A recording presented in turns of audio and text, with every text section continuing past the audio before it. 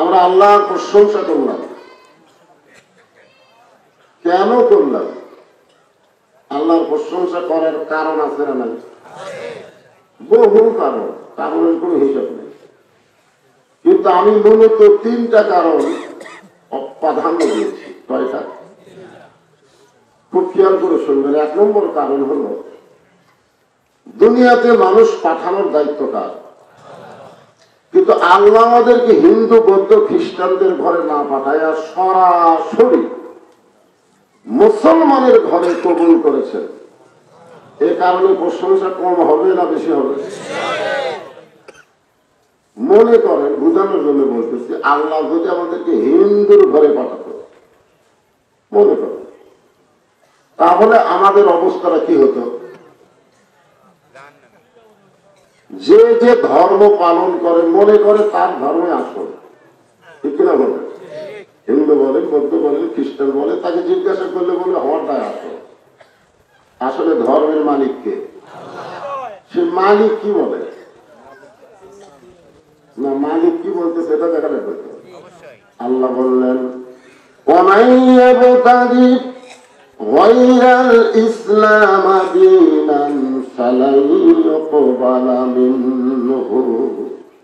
ইসলাম ছাড়া অন্য কোন ধর্ম কেউ যদি গ্রহণ করে, আল্লাহ বলেছেন সেইটা কবুল করা হবে না। এখন এই আয়াত যা বোঝা গেল, যত ধর্মই পৃথিবীতে থাক, সমস্ত ধর্মই হলো ভুয়া। জোরে বলেন, নাম কি? আরো জোরে, জোরসে বলেন, ভুয়া। এই ভুয়া শব্দ কিন্তু বর্তমানে বাংলাদেশে একটা মিছিল হয়ে গেছে। মানে আমাদের বগুড়ার হিরো আলম যখন বই মেলায় ঢুকছিল না, তখন সবাই বলছে ভুয়া ভুয়া ভুয়া। তারপরে যে বুড়া মোস্তাক সেঙ্গিক দিয়ে করছে। আসলে মোস্তাককে আমি বলেছিলাম, ভাই আপনি একটা ছোট বয়সের মেয়েকে ভিড় করলেন, আপনার কোন দুর্নাম হতো না যদি বউকে পর্দার মধ্যে রাখতেন। আসলে সেঙ্গি বউ পর্দার মধ্যে থাকলে কেউ বুঝতে পারতো? এটাই সারা বাঞ্চ ঘুরছে, আর বই বেলায় যাওয়া মাত্র সবাই ভুয়া ভুয়া ভুয়া ভুয়া। ঠিক কিনা? আর একটা নেতা ঢুকছিল, বিসমিল্লাহটা ঠিক মতো কভার পারে না, ওই ঢোকার পরে ভুয়া ভুয়া করেছিল। ধরে কোন কথা ঠিক ছিল? হ্যাঁ, আপনারা আজকে ভুয়া বলবেন, আল্লাহ খুশি হবে। কে খুশি হবে?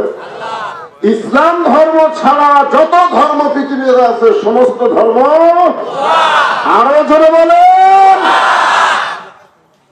এগুলো ভুয়া ধর্মে আমাদেরকে না পাঠায় সঠিক ধর্মে আল্লাহ আমাদেরকে কবুল করেছেন। খুশি লাগে না? এই জন্য সকলে বলি আলহামদুলিল্লাহ। আল্লাহর প্রশংসা করার 2 নম্বর কারণ হল, আমরা যত পাপই করি না কেন, শোনেন, আমরা যত পাপ করি আমাদের কোনো টেনশন নাই, কোনো টেনশন নেই। আপনি সব পাপ করেন, কিন্তু ঈমান নিয়ে যদি মরতে পারেন, আল্লাহ রাসূল বলেছেন তোমাদেরকে সুপারিশ করে আমি জান্নাতে পৌঁছায় দিব। এই জন্য একটা গান আছে, আছেন আমার মুক্তার, আছেন আমার বারিস্টার, সেই বিচারের হাইকোর্টেতে তিনি আমায় করবেন পার, আমি পাপী রাসূল জাবিন্দার। আল্লাহ যখন হাকিম হয়ে আমাদেরকে আসামি করে বিচার শুরু করবে, ওই সময় আমাদের নবী উকিল হয়ে, বারিস্টার হয়ে আমাদেরকে সুপারিশ করে জান্নাতে পৌঁছায় দিলে। এমন একজন নবী পাওয়াতে খুশি না বেজার? যখন নবীর নাম উচ্চারণ করে, একটা হাদিস শোনেন, আল্লাহ বলেছেন আমার নবীর নাম উচ্চারণ করার পরে যে সংক্ষিপ্ত দরুদ পড়ে না, সে ধ্বংস হয়ে যায়। ধরেন কি হয়ে যায়? আচ্ছা, এই দোয়া আল্লাহ করছে, আমিন করছে কয়জন জানেন? একজন হচ্ছেন জিবরাইল, আর একজন বলছেন আমাদের নবী। আল্লাহ ধ্বংসের দোয়া করছে, আর নবী আর জিবরাইল আমিন করছে। এখন বলেন এই দোয়া কত পার্সেন্ট কবুল হবে? 100%। তাহলে নবীর নাম উচ্চারণ করার পরে, বক্তা বলার পরে আপনারা কোন আপন ইচ্ছায় জবান খুলে বলতে হবে, মনে মনে দরুদ পড়লে হবে না। কারণ দরুদ শুনবে ফেরেশতারা, নবী রওজায় পৌঁছায় দিবে, জোরে কোন কথা ঠিক কিনা? আর মনে মনে করলে তো ফেরেশতারা শুনবে না, তার রওজা যাবে কি হবে? আপনি জিকির মনে মনে করেন, সমস্যা নেই। কারণ জিকিরের মালিককে মনের খবর জানে কে? দরিদ্রের মালিক আল্লাহ, রাসূল। রাসূলকে আমাদের মনের খবর জানে না। মনের খবর যদি জানতো, অনেকে মুনাফিক রাসূলকে ধোঁকা দিয়েছে, জোরে কোন কথা ঠিক কিনা? এই জন্য একমাত্র মনের খবর জানি কে? আল্লাহ। কোন পিসাব জানে নাকি?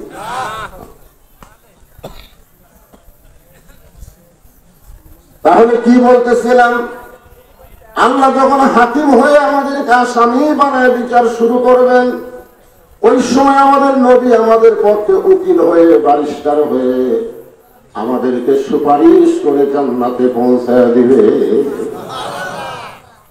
বুখারী শরীফের হাদিসে উল্লেখ করা হয়েছে যে আমার যতক্ষণ একটা উম্মত, এই যে কোটি কোটি আমার উম্মত, রাসূল বলেছেন যতক্ষণ একজন উম্মত জান্নাতের ভিতরে না ঢুকবে, আমি রাসূল ততক্ষণ জান্নাতে ঢুকবো না। এত বড় কথা কোন নবী খবর পাচ্ছে? ফেরেশতা জিবরাইল যখন বললেন, ইয়া রাসূলুল্লাহ, লাইলাতুল মিরাজে জান্নাতের মধ্যে আল্লাহ ঢোকার সুযোগ দেবে, আপনি যদি বের না হন আল্লাহ আপনাকে বের করে দিবে না। কারণ জান্নাতের শর্ত হলো সালামুন আলাইকুম তিবতুম ফাদখুলুহা খালিদিন। কেউ যদি একবার জান্নাতে প্রবেশ করে, তাকে চিরস্থায়ী ভাবে আল্লাহ জান্নাতে থাকার ব্যবস্থা করে দেবে। তো আপনি নবী যদি বার না হন, আল্লাহ আপনার বার করে দেবে না। খামাখা দুনিয়াতে কি করবেন? আপনার খালি কষ্ট আর কষ্ট। আপনার বলেন তো, আমাদের নবী দুনিয়াতে শান্তিতে ছিল না কষ্টে ছিল? এতই কষ্ট। যেই বছর মেরাজ করেছেন সেই বছর আরো বেশি কষ্ট। দরদের বিবি খাদিজা মারা গেল, চাচা মারা গেল, তাইফের ময়দানে পাথরের আঘাত হলো। আল্লাহ রাসূল বললেন, জিবরাইল, আল্লাহ যদি আমাকে জান্নাতে থাকার জন্য ঢুকতে বলতো, আমি জান্নাতে ঢুকতাম না। আমি খালি জান্নাত দেখার জন্য ঢুকছি, আমার জন্য না, আমার উম্মতের জন্য।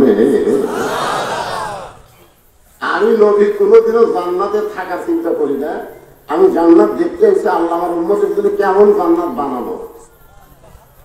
আমি নবী সেদিন জান্নাতে থাকার জন্য ঢুকবো যেদিন আল্লাহ আমার সমস্ত উম্মতকে জান্নাত দিবে। এমন নবী পাওয়াতে খুশি না বেজার? তাহলে আলহামদুলিল্লাহ আসতে হবে না জোরে হবে? আল্লাহর প্রশংসা করার ৩ নম্বর কারণ হলো এই যে দেখেন, যে কোরআনের তাফসীর শুনবেন, যে কোরআন আমাদের বাংলাদেশের সবচাইতে বড় নির্যাতিত, ঠিক না বলেন? পৃথিবীতে কোন মুসলিম দেশে কোরআন এত নিপীড়িত নির্যাতিত না যেটা আমাদের বাংলাদেশে। আমাদের বাংলাদেশে যারা কোরআনের হক কথা কয়, যারা কোরআনের দল করে, যারা কোরআনের আন্দোলন করে, তাদের উপরে অত্যাচার সবচাইতে বেশি হয়। ধরে ধরে কথা ঠিক না? আজকে প্রাইমারির জন্য, স্কুল কলেজের জন্য কোনো টেনশন নাই, আর কোরআনের একটা মাদ্রাসা চালাবার গেলে ভিক্ষা করা ছাড়া উপায় নাই। ধরে ধরে কথা ঠিক না? আজকে সেই কোরআনের তাফসীর আপনারা শুনবেন। নাম দিয়েছেন তাফসীরুল কোরআন মাহফিল। ওয়াজ মাহফিল দিলে তার হতো, তাফসীর মাহফিল দিয়েছেন। আলহামদুলিল্লাহ। ছোট্ট একটা সূরা থেকে আমি আপনাদেরকে আজকে আলোচনা করে শোনাবো। নামটা হলো সূরা আসর। সূরা মানে নাম কি? আসর শব্দের অর্থ হলো সময়। আসর মানে কি? আপনার বলেন তো, সময়ের গুরুত্ব কম না বেশি? বর্তমান সময় কেমন? এটা আপনারা জিজ্ঞেস করলেন, হুজুর আপনি কেমন আছেন? বর্তমান সময়ে শ্রোতারা ভালো থাকলেও বক্তারা খুব একটা ভালো নেই। ঠিক কিনা? সময়। ছোট্ট বাচ্চা আগে আমরা দোয়া দরুদ পড়ে কান্না থামাতাম, পানি পড়া খাওয়াইলে কান্না বন্ধ হতো, আর এখন মোবাইল চালু করে দিলে কান্না বন্ধ হয়। ঠিক কিনা? যতই দোয়া পড়া বুঝতেন ওই কান্না থামে না। তাহলে মোবাইল চালু করে মুখের সামনে দেন আর কান্দে না। যে সময় দোয়া দরুদ যে কাম হয় না, মোবাইল চালু করে সন্তানের কান্না বন্ধ হয়। যে সময় যুবকেরা ফোরজি মোবাইল নিয়ে জানলা দরজা বন্ধ করে অশ্লীল ভিডিও দেখে, মনে করে বাপ ঘুমাইছে, মাম ঘুমাইছে, দুনিয়ার কেউ দেখতে পাবে না। ওই যুবকটা যদি ইমানদার হতো তাহলে বিশ্বাস করতো কেউ না দেখলেও আমার আল্লাহ দেখতেছে।